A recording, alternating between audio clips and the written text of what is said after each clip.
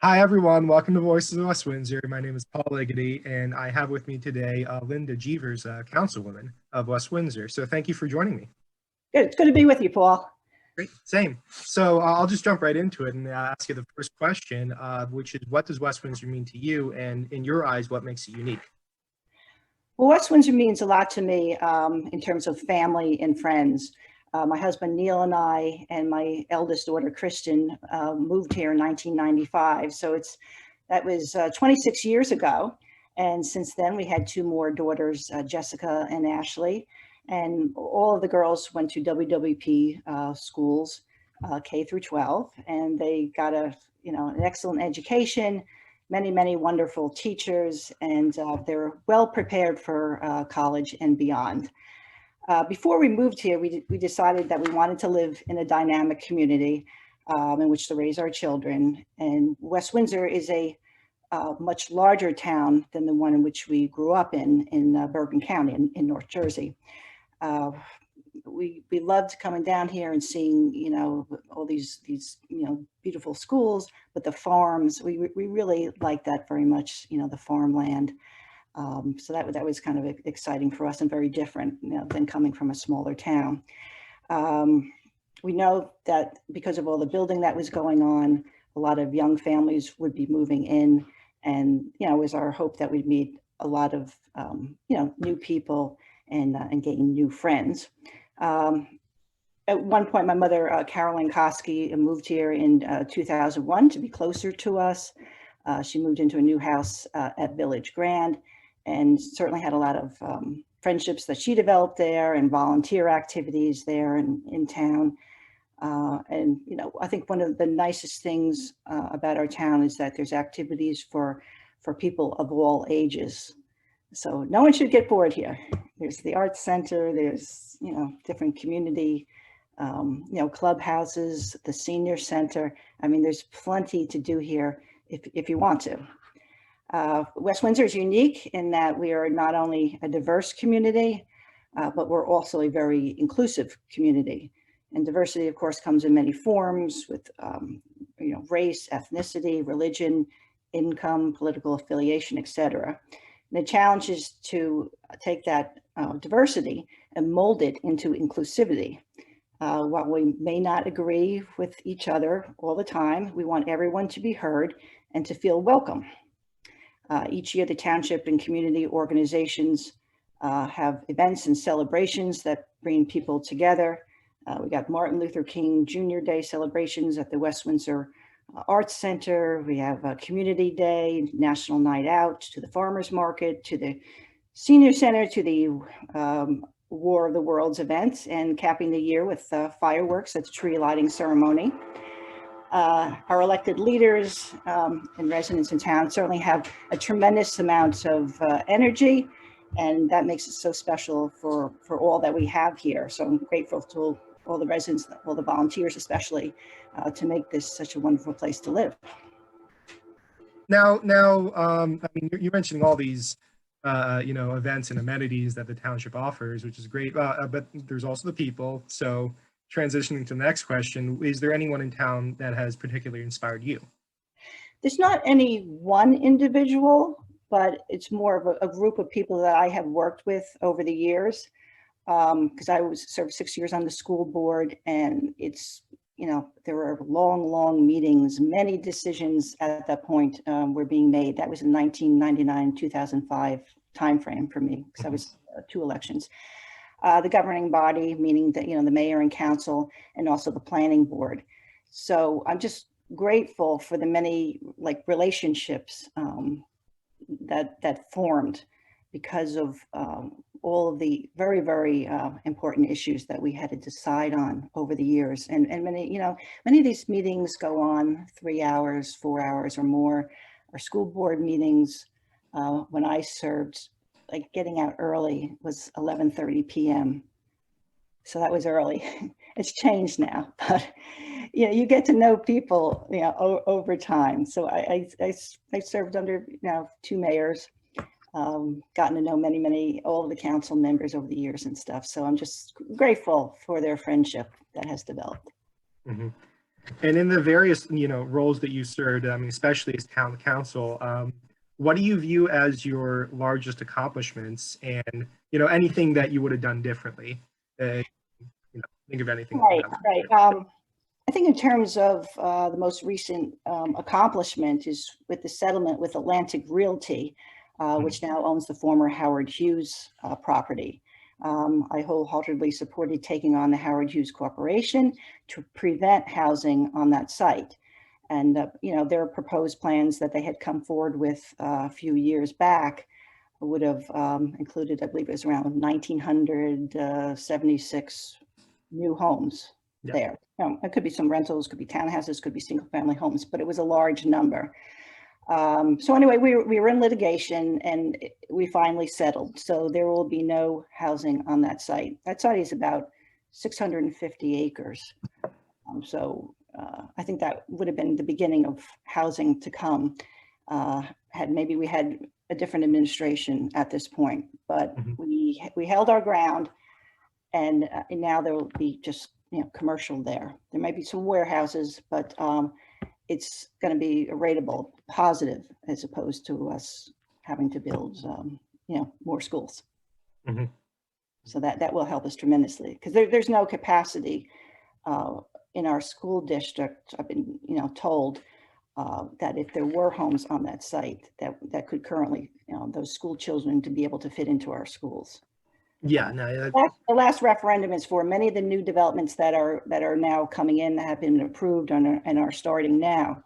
There will be capacity for that once all these additions are done. But in terms of Howard Hughes, then you'd be looking at least one or more schools. So I think that's a very, very monumental achievement. Oh yeah, yeah. And I know that had been. I mean, going back years, I know that was it 2006, 2005? There were plans to additionally develop that site, and it's been Well, you might be thinking about the redevelopment area at the train station. That's a different area. But the Howard Hughes property, well, now the Atlantic Realty property, is that big property across from Quaker Bridge Mall. Yeah. Now that's now the Atlantic Realty property. Yeah. Yeah, there were other discussions along the way, way back when, more, I guess. Yeah, that's what I'm thinking of. Yeah, right. That's probably what you're thinking about. At one point, they're thinking about putting in like some big department stores and things like that. Yeah. That went away. Okay. Yeah, I could mention that, as a planning board member, I'm proud of the site plan improvements that were approved at Windsor Plaza, which is, Route 571. And once the old Acme store, food store pulled out, that strip there just became very more dilapidated, tired looking. So, a new buyer came in and was before the planning board, took 3 long meetings to get that application approved, but we did. And I think over the years, it looks so much nicer than it did before. Yeah. So, I guess I've been instrumental in approving many site plans around town in order to fulfill our fair share housing plan. And that takes a tremendous amount of time, in addition to working on a new master plan. So I'm very glad to have been part of all the expansion of our parks. Over the years, I worked on a new skate park, pickleball court, cricket field at Community Park, and then the expansion of Duck Pond Park, where there's tennis, basketball, volleyball, and soccer fields. So as you drive around town, you will see a lot of the newer projects that I've been involved with over the years. So I'm proud of all of that. People like West Windsor. Yes, they come here very often for the schools and because of the train station. But I mean, there is a wonderful life to be had here with all the amenities that we have. And it's not a built out town by any stretch, but I think we've done a good job in planning all these type of things. The only thing I would have preferred maybe to have occurred is a new town center in District 1 of the redevelopment plan. This is the area on the west side of the tracks near the train station. And we're going to wind up with a lot of the housing, but with much less retail than originally planned. Our affordable housing obligations will be met, but I guess there was hope over the years that we would have, it would have turned into a more vibrant town center. So it's going to be a little different now. Yeah. Yeah. We'll see where it goes, but I assume you're talking about that transit village area slash. That's it. Yeah. Right. Yeah. Right. Okay. Now switching topics a little bit, in my capacity as an archivist for the Historical Society, I've been doing some research into like the history of women in West Windsor to an extent, and up until essentially the last quarter of the 20th century, they weren't really part of the power structure within town government. So kind of thematic to this, March is Women's History Month. And I'm wondering, half a century on, obviously things have changed. The town council is a majority woman. What do you see as the importance of women in local government roles? Well, I think the visibility of elected women is important to inspire other women to run, especially the younger generation. With the last presidential election, Kamala Harris was elected vice president. Just seeing her achieve this will definitely inspire other women, and especially young girls and women. Locally, I've won 2 school board elections and 4 consecutive council elections. I and many other women spend an incredible amount of time in getting elected and serve our communities through our leadership. Personal sacrifices, no doubt, are made, and some people have jobs, some people it's the children, the family. You got to juggle a lot. You got to juggle it. But if you want to do it, you will find a way to do it. And many women have. I think women by nature are very thoughtful thinkers. By stepping up and learning how to run a good campaign, I think many more women will win elections. They should reach out to people like myself who have been elected and have been on numerous campaigns, and they can certainly learn from us. I've always said anyone wants to talk, just contact me, and I can talk it through, whatever their questions might be. But the ladies shouldn't overthink it. Just make a decision. It's hard work, but it's worth it. I'm glad to see that obviously you feel satisfied with the. Yes, I am. Yeah. This has been a big part of my life. Certainly, the family is always first, but being an elected official, there's a lot of work, a lot of materials to read, a lot of questioning. Analysis, all that comes together to make decisions. And this is a town that is constantly growing, right? Mm-hmm. We still have more developments coming in. And how do you handle that? School board has to handle that, with the new school children coming in. We have to handle it in terms of, you got roads, you have safety issues, EMS issues. You'll get more calls for a variety of things. People have to be taken to the hospital. There's, disputes that go on. There's more traffic. You get maybe some more, or you have to pull people over and all sorts of things. So it's just the growth just brings in a lot. And, you have to look and try and plan and budget for these things so that our staff, our departments are not overwhelmed. Yeah. And obviously, one of the things you had to plan for in the past year is the COVID pandemic and the COVID crisis.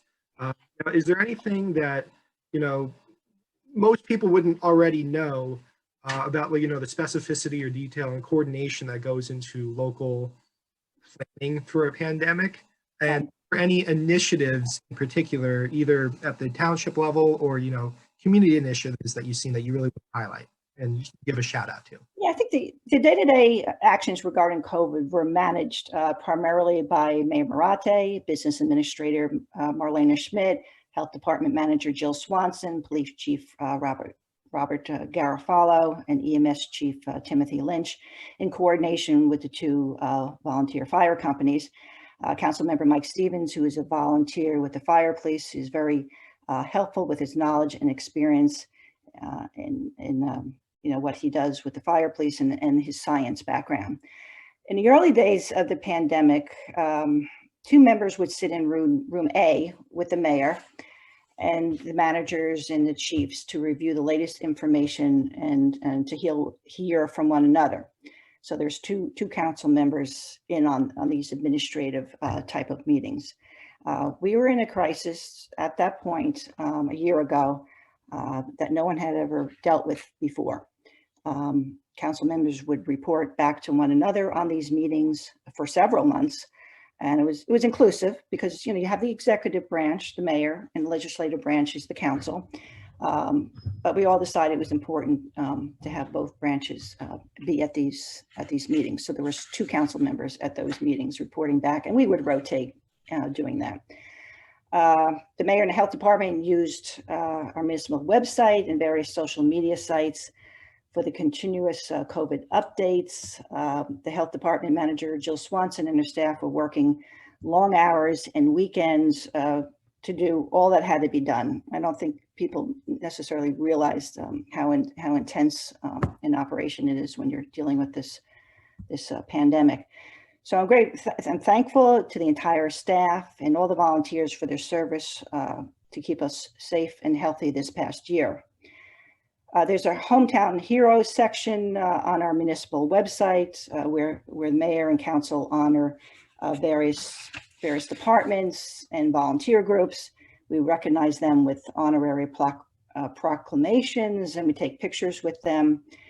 I think that, the personal touch of seeing them and just, I think it's good. They're not just people that are out there doing things. It's more, we felt important to make sure that they understood that they are special too. And we are thankful and grateful for all the many hours and extra hours that they're putting in. At the beginning of the crisis, getting masks and gowns for healthcare professionals and first responders was very challenging, as you know. I think it was challenging just for everyone. The Mercer Mask Project made more than 21,600 masks and more than 1,500 gowns. It was an incredible organization that sprung up during the crisis, and I'm grateful to them for their extraordinary efforts. I'm also thankful to them for their, for giving me dozens of the gowns to deliver to the healthcare professionals at Artist Senior Living in town. So there are a lot of different parts all coming together to make a very good puzzle piece in a picture. Yeah. No, I mean, I was going to say, I've personally been impressed by how many distinct initiatives there have been in the community and how many different groups have been kind of involved in at least mitigate the effects of the crisis. That's what I said before. There's a lot of energy in this town. Yeah. A lot of people, perhaps through their, different experiences or jobs, are used to managing things. Yeah. And so everything just dovetailed very nicely. Mm-hmm. Now, I know that all the council members themselves have undertaken, obviously a monumental amount of work, but also distinct initiatives as well. Can you speak a little bit to the ones that you've undertaken? I know that you've been involved with, for example, the blood drive. And anything else? Yeah, there were a number of things that really I was involved with. I helped with collecting and assembling food bags with the council members at St. David the King Church. We worked with Senior Center Manager Donna Fusatola and Send Hunger Packing Organization for the distribution of food. So we were doing that for several days. When I heard there was a blood shortage, I organized two blood drives with the Miller Keystone Blood Center. We did this at the Senior Center. And one blood drive was inside the large room in the Senior Center. And then the second one was on the Miller Keystone bus. And supplies were critically low and the hospitalization rates were way up. So there was a big need for blood, and that need for blood continues today. And so I expect that we'll have some more blood drives this year. I know that the health department is very busy right now with like vaccinations and different things like that. But I do believe that we'll get back to blood drives soon. And I also recently organized a clothing drive at Freedom Village in town. We collected more than 250 large bags of clothing for our fellow residents and for those at other Project Freedoms. Many residents told me that they were very happy to donate the clothing because they felt that it was going to some residents in town or residents in nearby towns rather than go off, be sent to some other states or abroad. They felt that connection with helping people in town. I work with fellow council members Andrew Mandel and Sonia Gawas on promoting small businesses in West Windsor, which were obviously impacted by COVID. We put together a new section on the township website with business links to encourage people to be supportive of those businesses. And it's been a struggle, obviously, with the economy. So we wanted to highlight them and bring attention to that. I also contributed to Andrew Hirsch's initiative, the West Windsor 5,000 Families, which will provide 10,000 meals to the food insecure in Trenton from dine-in restaurants in West Windsor. I also put together a new resident welcome guide. This is to help get our newest residents acclimated and feel welcome, especially during COVID times. And this will be up on the municipal website soon. So we're doing a lot, trying to help our fellow citizens. We're trying to help businesses too, small businesses. And it's just a lot of effort on a lot of different type of projects that we're all working on, some separately, some together. But it's been a very rewarding year in doing this kind of work. Yeah, again, it's great to see, and it's great to see all these people coming together. And I hope that level of community spirit will continue. And I'm wondering if there are any operational changes or initiatives or anything else you think that were implemented during the COVID crisis that you think would last beyond. Well, we'll see how this year goes. Okay, the health department prior to COVID would have, for example, an annual flu clinic for residents in town 55 and older. And for all we know, maybe in the future we'll be doing annual COVID vaccinations or booster shots. Right now, we're encouraging everyone to get a vaccination, wear masks, socially distance as much as possible, even if you've been vaccinated. So we're not through this yet. The vaccinations are out there. People are getting vaccinated. We have a long way to go. I mean, I guess there's a hope that, everyone or most people that want a shot in New Jersey will get one sometime in this summer or by the end of the summer. But we, you gotta just keep mindful, doing certain things. It's nowhere near over. We're just starting to get the vaccinations out. And people, I encourage everyone to get a shot wherever they can get it first. Consider getting a shot. As for committee meetings, we'll see if members prefer, the public Zoom meetings that various committees have been doing rather than returning to in-person meetings. Some of the programs that are offered by the Senior Center perhaps could also continue on Zoom. I don't know. We haven't had those discussions yet, but out of a lot of meetings, people from home, Zoom, it certainly, the question will be raised more when things settle down a little bit and we finally get the buildings open. So will we continue the Zoom? Or we'll just go back to you have to come in, for meetings or various activities. So we'll see how that develops. And then, of course, the renovations, there's a lot of renovation work going on in the municipal building. There's room A where council meets. We can't get into that side of the building. The whole side of the building is being renovated right now. So we're meeting in the Senior Center, but eventually we will get back to room A and we can go live on cable TV at that point. So yeah, that's what's going on now. Okay. And actually curious, I know this is not something I had listed as a question, but you mentioned that the township, the municipal building's being renovated. I had heard about that. What exactly is being done? Yes, well, if you look at the municipal building, it's in the front where the parking is. Yep. There's an old trailer, like, I don't know, 20, 30 years old. It's really, really horrible. That thing is now like on stilts and it's going to be removed. And yeah, it's just that has to come down. There used to be an old police headquarters on the right side as you look at it at that building. So there's a tremendous amount of renovation work that'll be done there, and there'll be more office space, newer office space, really renovated. And also the staff is really, when you go in, you go to the left where the offices are, everyone is on top of one another right now. There's it's just not enough space. Yeah. I mean, I think the building was built around 1977. So, I mean, look at the growth. There's just, over the years, it just there's not enough space and file space and different things. Yeah. So that will be nice. Mhm. And I guess the health department and rec department, we did renovation work next to the post office at one point. So that part is done. So those departments are over there. As we expand, you need more space, just like it makes sense. Yeah. School district too, over at Village School.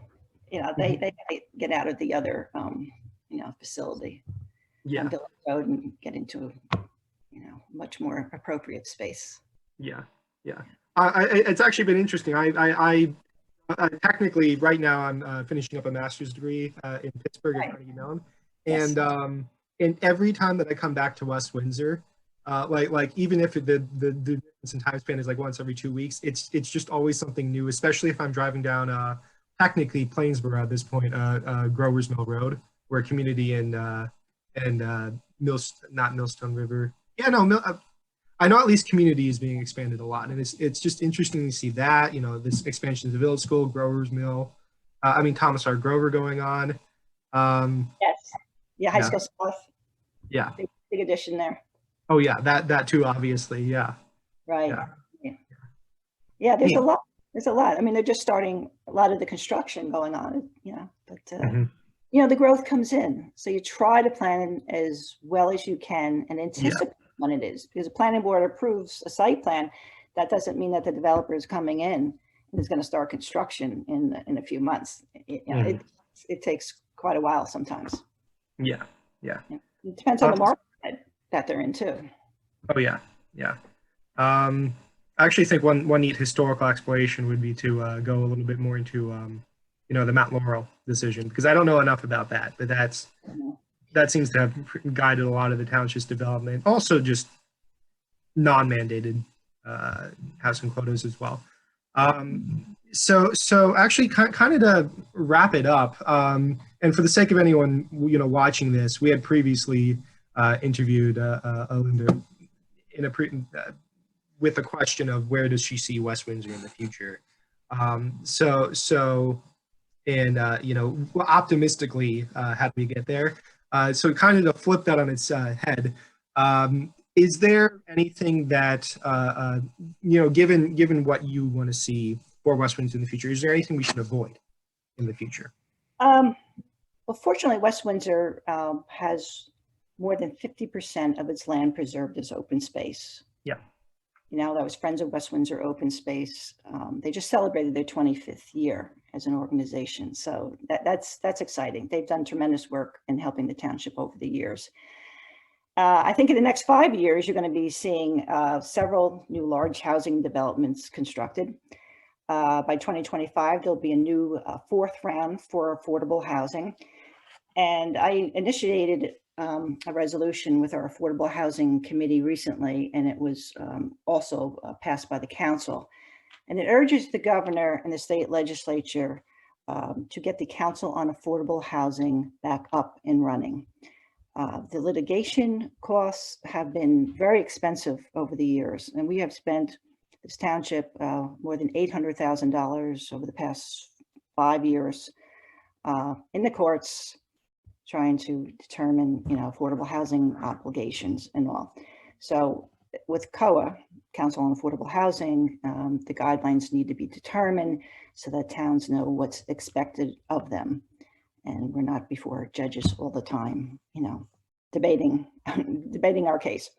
So beyond all the growth issues, I'd just like to say that I'd like to see West Windsor remain a sustainable community that values excellence in education, inclusivity, and concern for our fellow residents. Because during these COVID pandemic times, at the end of the day, all that matters is each other. That's a perfect note to end on. Thank you very much for joining me in Voices of West Windsor. And I mean, thank you for, the insight that you provided. And I mean, there are a number of things that I learned as well through this interview. So I appreciate it. Thank you again. Yes, and is anything I can do? You're an architect. You have a question about something. But I look at a lot of site plans and different things, different ideas, and see how things have panned out over the years. So just give me a call. I'll be glad to talk to you.